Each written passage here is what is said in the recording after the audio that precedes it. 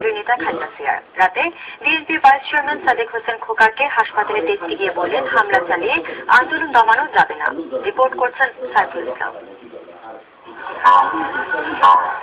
হরতালে আহত সাদেক হোসেন খোকাকে দেখতে রাজধানীর গুলশানের ইউনাইটেড হাসপাতালে যান খালেদা জিয়া। এ সময় তিনি বলেন, বিজয়ের মাসে একজন মুক্তিযোদ্ধার উপর হামলা বর্বরতার শামিল। আমরা এটা তীব্র নিন্দা করি। আমরা মনে করি সরকার এখন ব্যর্থ প্রতিবাদী হয়েছে, সরকারের কোনো জনসমর্থন নাই।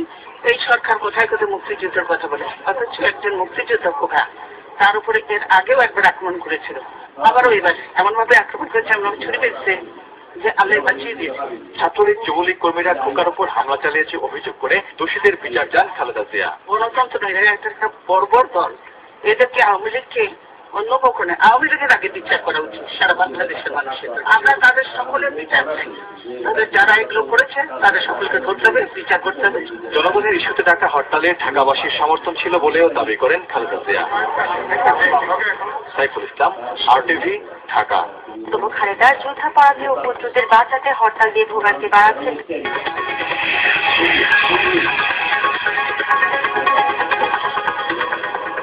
আসসালামু আলাইকুম, স্বাগত জানাচ্ছি RTV রাতের সংবাদে। শুনছিলেন মার্কেন্টাইল ব্যাংক সংবাদ শিরোনাম। পুরো সংবাদে আপনাদের সঙ্গে আছি আমি নাবিলা হাসান। ধাওয়া পাল্টা ধাওয়া, পুলিশের গাড়িতে আগুন, ভাঙচুর, লাঠিচার্জ আর গ্রেফতারে শেষ হলো ঢাকা সিটি বিভাগের প্রতিবাদে বিএনপি ডাকা সকাল সন্ধ্যা হরতাল। মহানগরীর বিভিন্ন জায়গায় থাকা আমাদের রিপোর্টারদের তথ্য ছবি নিয়ে মুক্তা মাহমুদের রিপোর্ট। সকাল 5:30টায় খোলাইখাল মোড় থেকে ডিসিসি সাবেক মেয়র সাদেক হোসেন খোকার নেতৃত্বে একটি মিছিল বের হলে পুলিশ ব্যানার ছিনিয়ে নিয়ে লাঠিচার্জ করে। এ সময় গ্রেফতার করা হয় একজনকে।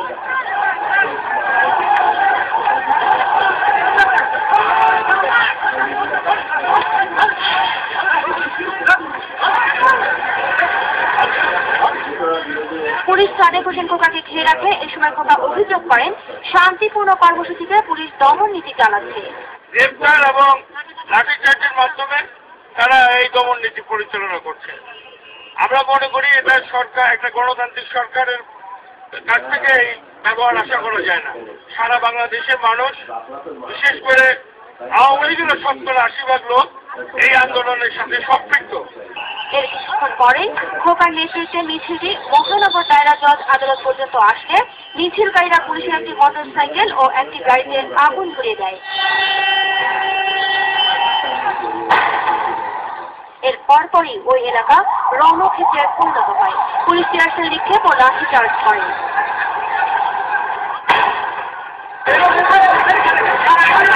এর কিছুক্ষণ পরই আওয়ামী লীগ সমর্থকদের সঙ্গে নিয়ে পুলিশ আদালতের ভেতর ঢুকে যায়। সেখানে ভাঙচুরের ঘটনাও ঘটে।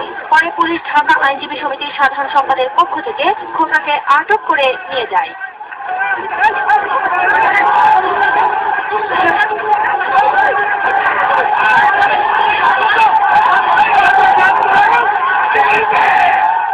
অবশ্য পুলিশ কর্মকর্তা জানান খোকাকে নিরাপদ হেফাজতে সরিয়ে নেওয়া হয়েছে।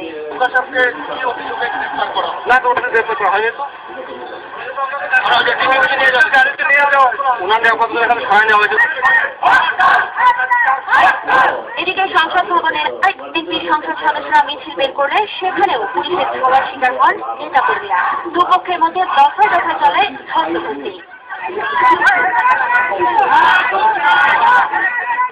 রোববার হরতাল শুরুর আগে সকাল 5:30টায় বিএনপির কেন্দ্রীয় কার্যালয় থেকে বের হওয়া মিছিল ছত্রভঙ্গ করে পুলিশ। দিনের পুরো সময়ই বিপুল সংখ্যক র্যাব পুলিশ দিয়ে অবরুদ্ধ করে রাখা হয় বিএনপির নয়াপল্টনের কার্যালয়। তবে বিএনপির কার্যালয় অবরুদ্ধ রাখার বিষয়টি অস্বীকার করেছে আইন শৃঙ্খলা রক্ষাকারী বাহিনী। জনসাধারণের জীবন এবং সম্পদের নিরাপত্তা বিধান করলেই আমরা মূলত এখানে দায়িত্ব পালন করছি।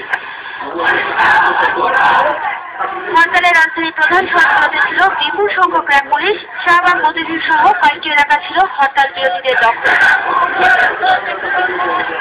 হরতাল চলাকালে রাজধানীর বেশিরভাগ জায়গা ছিল রিকশা দখলে। কোনো কোনো এলাকায় যানবাহন ছিল স্বাভাবিক, তবে বের হয়নি প্রাইভেট গাড়িগুলো।